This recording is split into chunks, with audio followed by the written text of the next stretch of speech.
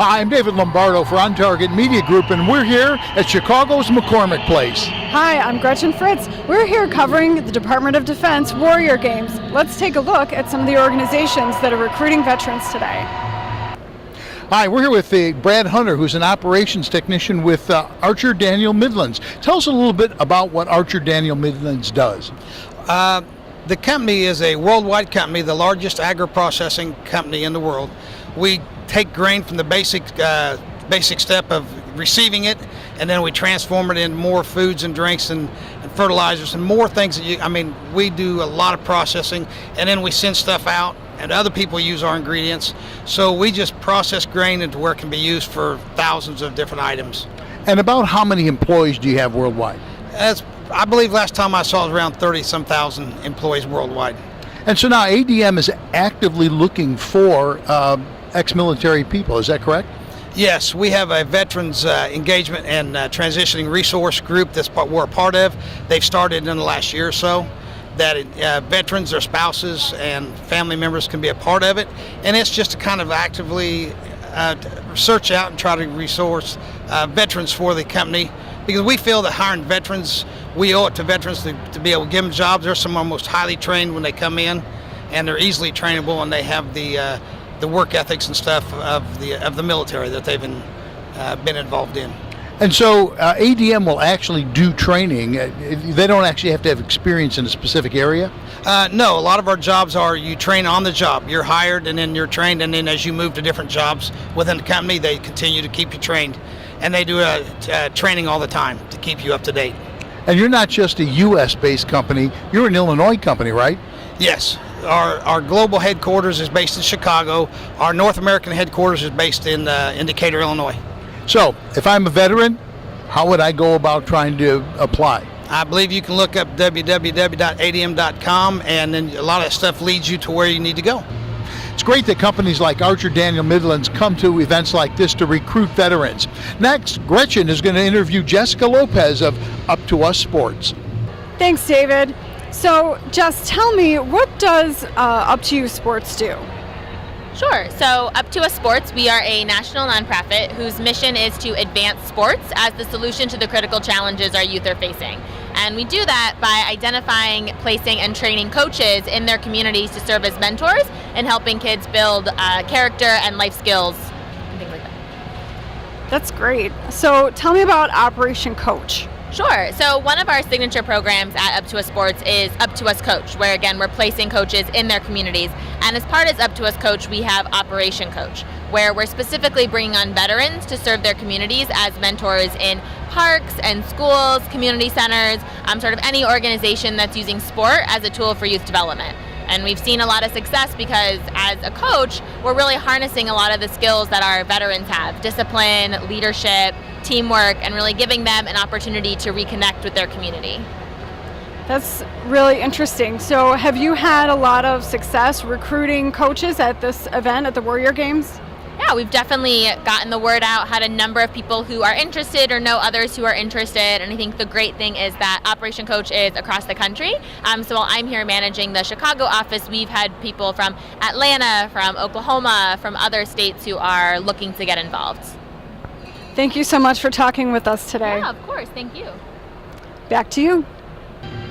Thanks, Gretchen. And now we're going to talk to Warfighter Sports. So, Brianne, tell us a little bit about Warfighter Sports. Sure. So Warfighter Sports is a program of Disabled Sports USA. We're a national nonprofit that has over 120 chapters across the country providing adaptive sports programming for anyone with a physical permanent disability, but Warfighter Sports is our military arm of that. And so our chapters are providing free adaptive sports opportunities and programs for any military member and their family for adaptive sports programming. So if I wanted to learn to, let's say, ski, what exactly would you do for me? So you could contact me, and then I would put you in touch with our local or your local chapter, wherever you are, and they would have trained instructors who could provide those lessons for you. And what does this cost to do this? Free of charge for military members. Really? They just come and say, I want to learn to do something, and you help them figure it out? That's true. We got a short application they can fill out that I can either mail to them or they can fill out online. And then if they qualify, which is just having a permanent physical disability, I put them in touch with whoever's close to them, and if they don't have one close to them, I work to find other like Paralympic sport clubs or other organizations where they live that would do that. Now that's the training part. What about the actual equipment? Because it's got to be fairly significant considering that there's a disability involved. Right. Equipment costs are always tough. We work with a lot of different partners to secure grants to do provide equipment grants. It's tricky, and you can also, the military can work through the VA to get some of that equipment if they need it. And so how do they get a hold of you if they're interested? They can just go to the website, www.disabledsportsusa.org, and my info is on there. It's great that there's so many organizations here actively recruiting veterans. It is wonderful. Now, the Warrior Games themselves are actually comprised of several sports, but we're going to look at the action in air rifle. Low. Attack the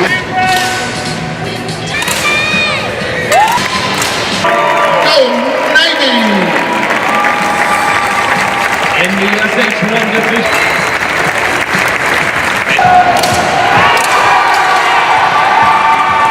I'm here with Teresa Sellers, who is literally the winner of the whole shooting match. So, Teresa, could you please tell us, what is your motivation to compete in the Warrior Games?